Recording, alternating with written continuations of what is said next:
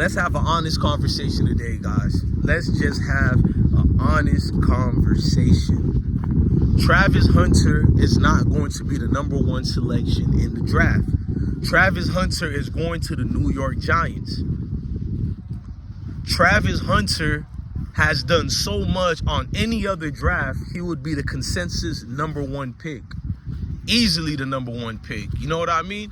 Travis Hunter has everything you can look at available that an organization would want. He's a great character kid. And let's just be honest, even with the Liana situation, it may have made him look bad as a simp and all that, but character-wise, he's loyal. He's loyal to his girl despite what the world is telling him. So Travis Hunter has a great character that would make anybody want to draft him. But here's the problem.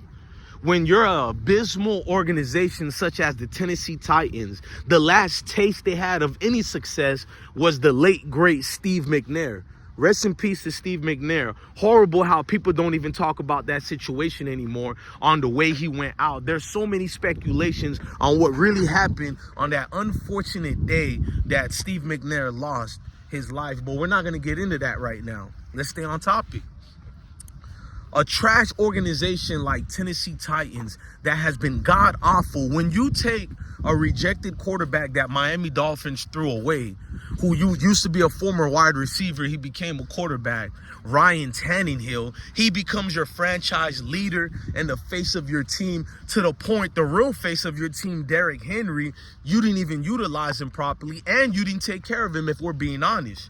You made him wait before you paid him. But here comes a Tannehill who barely did anything. He only looked good because who the running back was. And you overpay Ryan Tannehill. I don't know for what.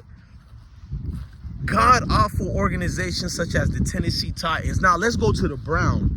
Must I say anything regarding Cleveland Browns? I think it's fair to say it's an organization even during the past and even after they had to become a new team again. After they became the Baltimore Ravens, people for some weird reason missed the Browns, and here we go again. Yet Adam Silver and the NBA still hasn't given us Seattle Sonics again. Man, I miss the Seattle Sonics. But that's neither here or there. Two awful organizations who are in need of a culture change. They get to watch how a guy who was misused by Nick Saban for Tua Tagovailoa, a guy that looked every bit of the success that he is when he went to Oklahoma and Lincoln Riley, you know his name, Jalen Hurts, who's going to the Super Bowl yet again. Jalen Hurts, who has navigated a culture in Philly that only can be talked about as far as a brotherly love, but it'll flip on you if you can't come through. We know Philadelphia is a hard place to succeed, and the success Jalen has brought there is remarkable. Remarkable, bro. So you fast forward all the gimmick quarterbacks that are in the league, such as a Baker Mayfield. He wasn't even a first-round pick, but this guy's the #1 pick. We can keep going. Sam Darnold. Like my tongue feels nasty to say their name. A sorry BYU quarterback by the name of Zach Wilson. Like, if you follow, you don't even have to be an advocate of football or a passionate fan of football like me to know Zach Wilson wasn't even a first round, barely a second round pick, but he's #2. Doesn't matter if these organizations dislike men who look like me and Shedeur and Cam Ward. They're coming to a realization that you need to change your culture the way Washington Commanders has done it, the way many teams. You got CJ Stroud and your Houston Texans. You have all this change by these so-called undesirable quarterbacks who look like me, who are, it's the same outdated stereotypical thing said about us. We can't read plays. We can't pick up on the first reads, which is weird because if we do pick up on the first reads, we don't take our time to let it process and build up for the second or third read. But when we do wait for the second and third read, we hold the ball too long. So it's obviously these teams are in desperation mode right now. being in desperation mode, you have to come to a conclusion. We can't just notice how I'm breaking this down to make sense of the Travis Hunter situation. I hope I'm making sense. Y'all hit the like button for me if I'm making sense. Share this video ASAP. But at the end of the day, me looking at these teams, explaining to you how badly they need 2 quarterbacks, any quarterback will do it. But there's not many star quarterbacks or a reliable quarterback that's going to be a free agent this coming season. Well, this offseason or whatever. You need to a plug and play quarterback who ASAP can handle the NFL blitz packages. That's Shedeur. That's Cam Ward, who's very accurate. God damn, that's Cam Ward and Shedeur. I'm going to be honest with you. You can't lose neither one quarterback you go with. So now it's just about other little preferences. That's not just a quarterback play. Like, do you like the character? Do you like the build, the height, the measurables? But other than that, you're getting 2 great quarterbacks. You need to change your team yesterday. Travis Hunter can't do that for you. He can be a great skilled player. He could be a great wide receiver, but he's not the quarterback.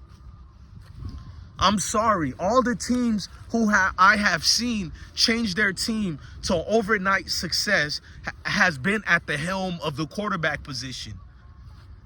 Travis Hunter, he might be able to play that 2-way in the NFL. I don't think it's smart. I want to see him play 2 ways. But if we're being real, is he going to be durable? He's not even durable in the college level. Is he going to be durable playing against these men both ways on every single play? Now, can he handle playing both ways on and off during certain occasions? Yes. During certain occasions, he can do that. But to say on every single possession, he'll be able to do that in the NFL level, I think a lot of you are ignorantly discrediting NFL players.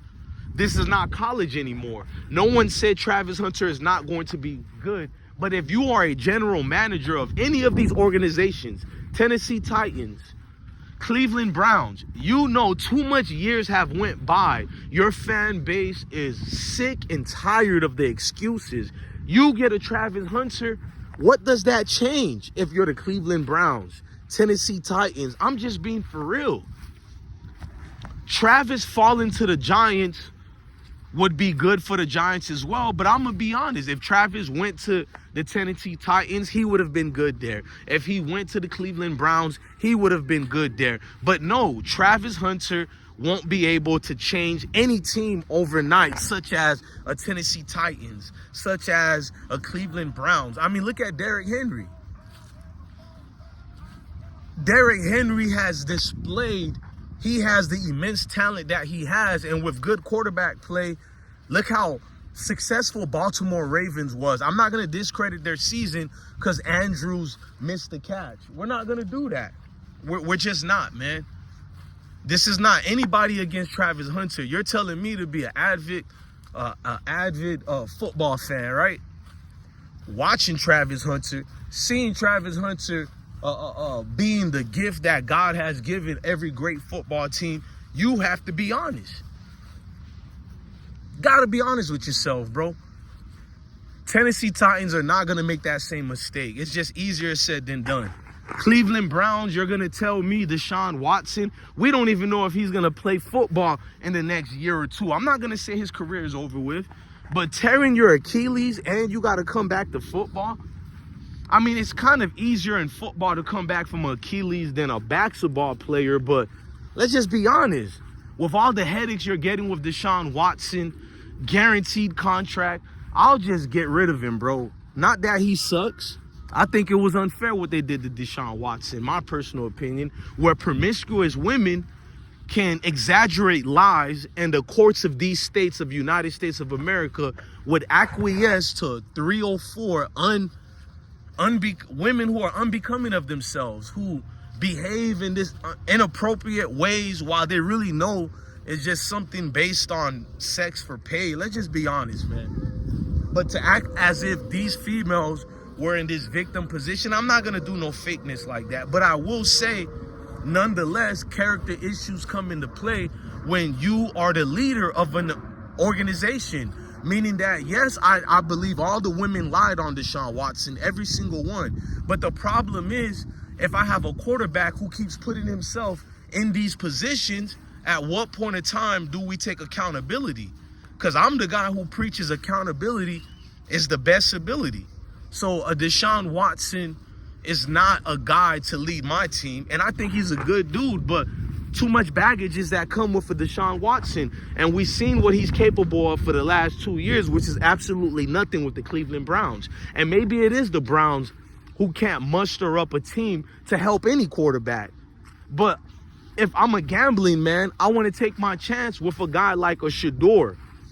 Look what he has done over and over with abysmal offensive line that he had at Colorado. I'm not going to sugarcoat it like other Colorado fans. We had a god-awful line 2 years in a row. Improving minor doesn't mean we get to lie to ourselves and say they did a huge improvement. Because I go from 100 to 99 and you consider that a huge improvement, that just speaks volume to you type of people. You know what I mean?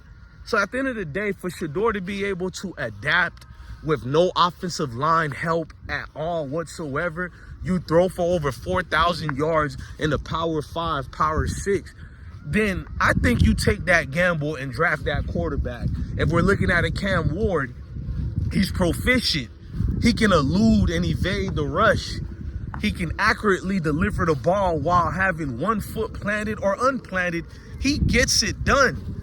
He's been in multiple teams and success has followed both both Shedeur and Cam Ward. And I hope earlier when I was talking about Shedeur, I didn't say Travis. Sometimes when you're talking, you can get discombobulated a little bit, but it is what it is, man. At the end of the day, I really believe number 1 and 2 who are going to go in the draft will be Shedeur and will be Cam Ward. And Giants don't draft black quarterbacks anyways. Spare me y'all feelings. Giants don't draft black quarterbacks. They hardly ever do, bro. Let's just be honest about it. We ain't gonna sugarcoat it, man. Look, I'm your guy, DJ Blessed One, the best one. Love your family, love your kids, and stay blessed. And at the end of the day, man, this is deeper than football. It's bigger than football.